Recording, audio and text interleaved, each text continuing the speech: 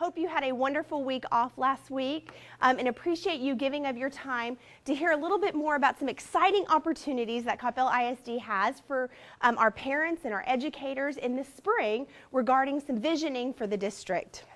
Really, our role here today is to talk to you about where Coppell ISD currently is, why are we on this journey of transformation, and hopefully pique your interest enough about this journey that you will want to engage in our strategic planning process in the spring and lend your voice and your ideas and your innovations to the work that we do in the spring.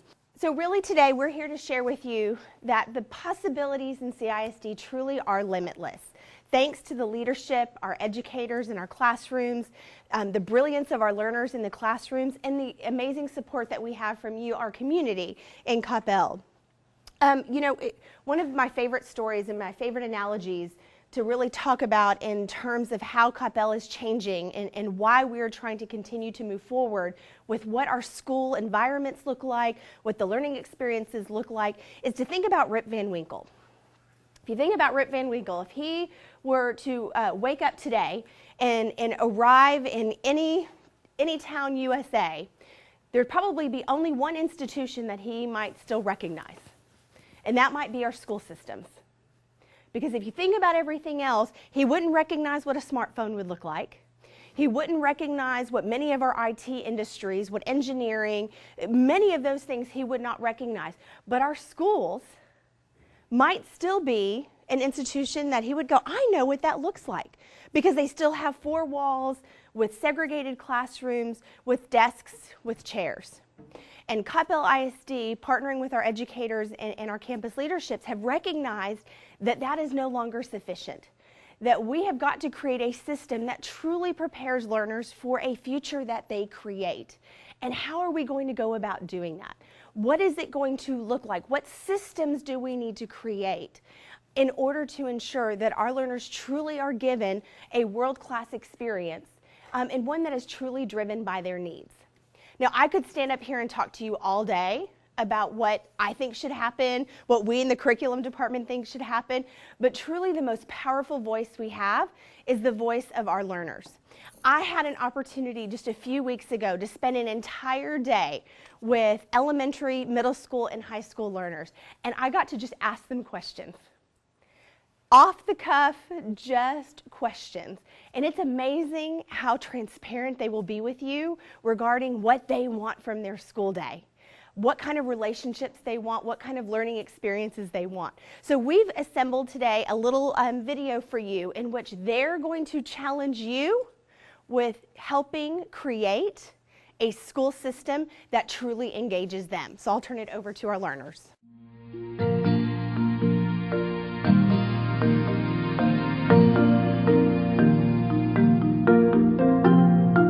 The role of technology is becoming ever increasingly present in education, and I think that if you back off of that, then you're only halting progress, and I think it's always important. On your free write, you are in charge of writing. Create stories on iPads. We have all these apps that we use that help us make things easier. With the iPads and the apps that it incorporates a visual element to it, it gives a good feel for everyone to understand everything that they need to know. It just really gives me independence, and it's really helped me with my studying habits. I like technology because the possibilities are limitless with it. It makes a huge impact on learning. My learning style has significantly changed this year with the iPads. I'm able to communicate with the peers in my class on a more student-to-student basis compared to a student-to-teacher basis. So instead of talking to the teacher about what I need to do, what I need to get done, I'm able to talk to my peers about what we can do, what needs to get done. I think technology is something, but also I think communicating, whether it's in a group project, because you're going to have times when you're working on a project at your workplace and you're not going to get along with somebody, but you have to overcome that, and you have to learn how to work with them and get along so you can get the ultimate project finished. You could have one kid who's a great leader, another who's the communicator, the one who is the analyst, the one who will give out everything. So that's where the whole kind of skill set can come into play, and that you're able to work together kind of like as a unit. Working in groups can be a challenge sometimes, or it can be really easy. It just depends who you work with. Click on it, and there's more ideas than you just working by yourself. Yeah, that's a good idea. I feel like I need to own my learning. Like, I feel like I've become dependent sort of on the project-based learning model, because the end product of any given unit in project-based learning is the most important part for me, because I sort of sum it up for myself. I know when I'm learning is when I get the concept. In Matrix, we have a menu, and we get to pick what challenges us. I'm like, okay, I think I've practiced this enough. I can go on and move to something else that's harder for me. It's not the grade that determines my intelligence, it's the learning effect. If I'm able to convey what I've learned to other people, or if I myself am able to use this in the real world. I think choice is decision with support. I think it's something that you kind of need to define as that, because if you're going to make a decision on where you're going to intern or where you're going to job shadow it, I think that's the most important part of the administrative staff for me, is that support aspect. You know, saying, okay, we know that you want to do this, here's what we can do for you to get you to that point that you want to be at.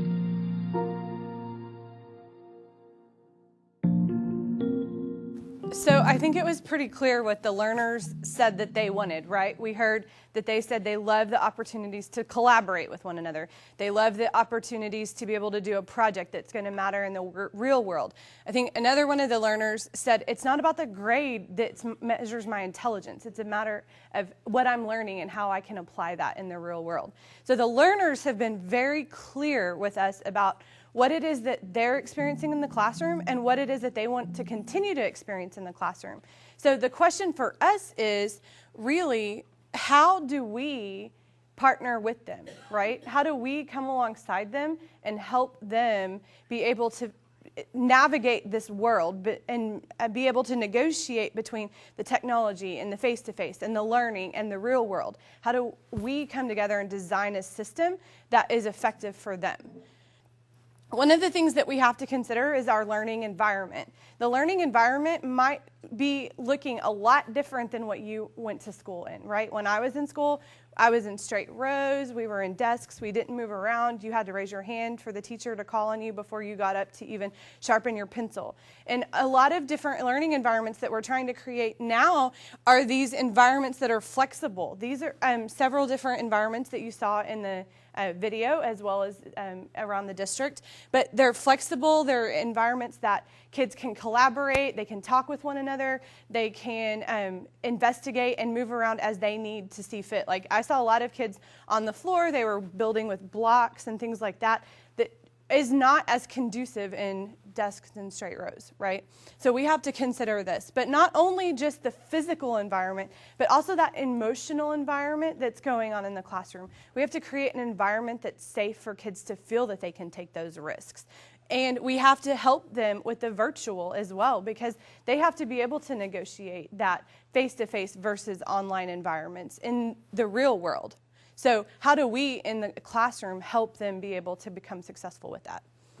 Recognize that they don't all come to us at the same place at the same time with the same readiness level to engage in the curriculum. Everyone is made up of the experiences that they have, and we need to look at how we can customize the education for our learners. Over the last 5 years or so, we've really broadened the continuum of services that we have provided for our learners.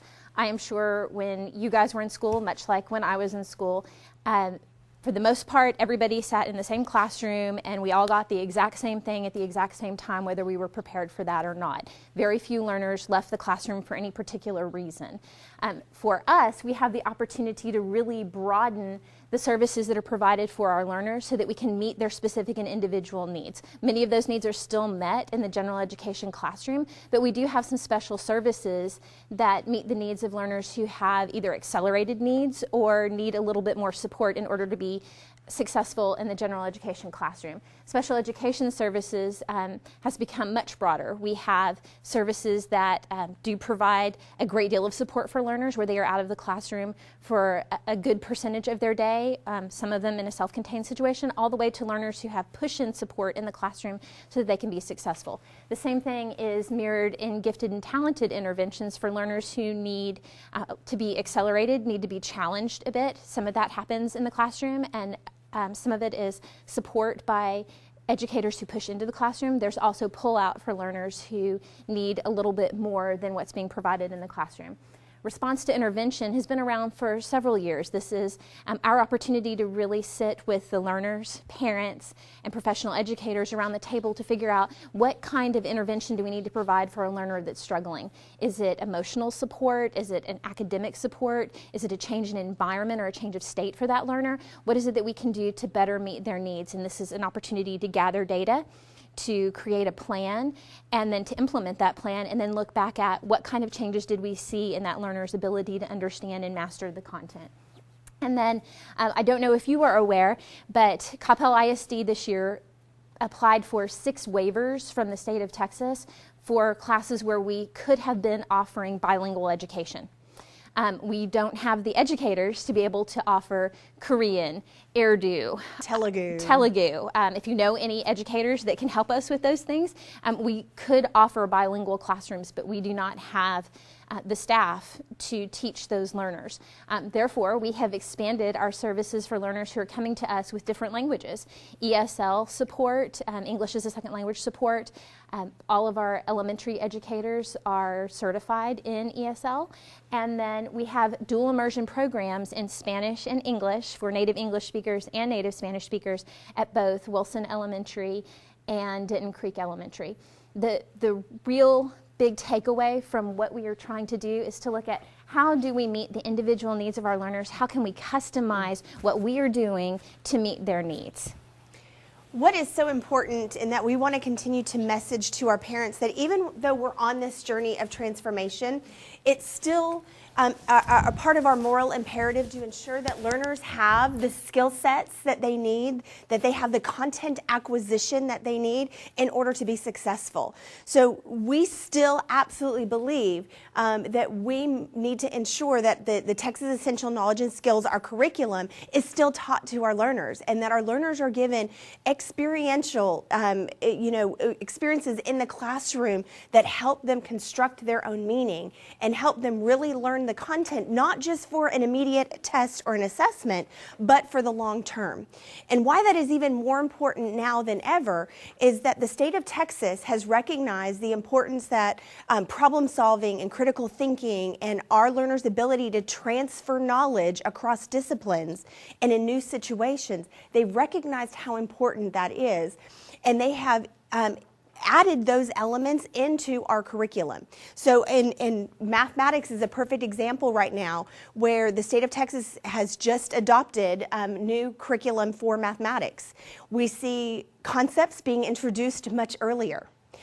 We see compacting of the curriculum where learners are expected to learn more content so that they have the opportunity to access higher level content as they move through their educational experience. The other thing that we think is so important to message to parents is that we still believe in things like fluency. We still know that learners need to know their math facts. They need to know their multiplication facts, because when they get to courses like pre-cal, calculus, statistics, if they're working on a sine and cosine problem, they can't be thinking about what is 8 times 7. While they're trying to process that higher level mathematics. So the kind of learning experiences we're talking about, we are not trying to take away those basic skills and the strong foundation that learners need. We just want to make sure that they're given experiences where they can actually apply that information. Additionally, I'm sorry, one more thing. It's really important to note the changes that the state has also made in the assessments, because our STAR assessments made dramatic changes from our tax assessments. Our tax assessments at the time we thought were really assessing higher level thinking. Well, that really has been amped up with the introduction of STAR. And a perfect example I like to give is in science. It used to be that a learner in tax may be given the water cycle, and they may be given a label of the parts of the water cycle, and they may have to answer a generic question about the water cycle. Well, now in the STAR assessment, a learner may look at the water cycle, and they may be given an image of the rock cycle, and they may have to compare and contrast how those two different cycles are different and how they are similar. And then the learner may have to take the rock cycle and talk about what happens geographically if in different parts of the world and how weathering and those kinds of things impact the development of the rock cycle. So that requires the learner not only to understand what are the parts of each of those cycles, but then they have to actually synthesize and compare and contrast those against one another. It requires a different level of thinking and a different level of understanding than just knowledge and comprehension. You can't read a newspaper article or pick up a magazine at the grocery store or watch 60 Minutes or watch the news without hearing business and industry and other organizations talking about the current workforce, and that the current workforce is missing essential 21st century skills, what we like to call our future-ready skills, that learners need in order to be successful in this global flat economy. So we believe that in addition to teaching the content, the skills, that we need to make sure that we embed these kinds of future-ready outcomes in our daily experiences for our learners. So when they walk across the stage of whether New Tech or CHS and they earn those diplomas, that not only are we declaring to you parents in our community that yes, they have mastered the curriculum, but we want to guarantee to you that they have these skill sets, that they can collaborate, that they do know how to orally communicate. They know how to communicate in the written form, both digitally as well as on the paper. That learners have a sense of agency, that they know what their future holds, that they know how to make choices for themselves, they know how to research and find the support in order to navigate this incredibly competitive world. The ability to critically think and problem solve, it's one of the #1 things that our business and industry say kids need. We need creators and innovators. We can't replicate anymore. We have to innovate. So this is part of what we believe is our charge in CISD as well. Our core curriculum department has done a phenomenal job in helping us remember what truly it is that we want for our learners in their future. And we truly do want learners, not just students who study and memorize and regurgitate information. We want learners who create knowledge. Our learners can Google anything in their pocket. We want them to be the ones that are creating, that other people are accessing their information and their original ideas. And as I said in the beginning, we truly want learners who are creating their future, not trying to recreate our past. One of the things we talk a lot about is creating learners that are prepared for the future. But what about right now? We also have to consider creating learners that are ready for now, ready for today. When they leave the school building at the end of the day, they're going out into the real world. They don't have to wait to graduate high school to go out in the real world. That's where they live, right? So how do we create an environment that's supportive of them? One of the things that we've been talking a lot about is the learning design. It's not just about looking at the standards and saying, oh, they need to know how to multiply. It's about looking at that standard and saying, why do they need to know how to multiply? And how can we get the learner to understand the reason why they need to multiply? Or why do they need to read? What power does that have when you are able to read a piece of challenging text? So one of the things that we're asking is, in the learning design, that educators construct an environment that is rigorous and is challenging, but also considers a lot of other factors as well. We want educators to consider work that is meaningful and engaging, work that's authentic and relevant to the learner, so that they can apply those skills in the future, but also in the now. It gets a little overwhelming, right? We're asking that we reconsider, that we redesign what learning can be. And we often look to what others are doing. What is the state going to say? When the new STAR test comes out, what is the state going to say about how we have to do learning?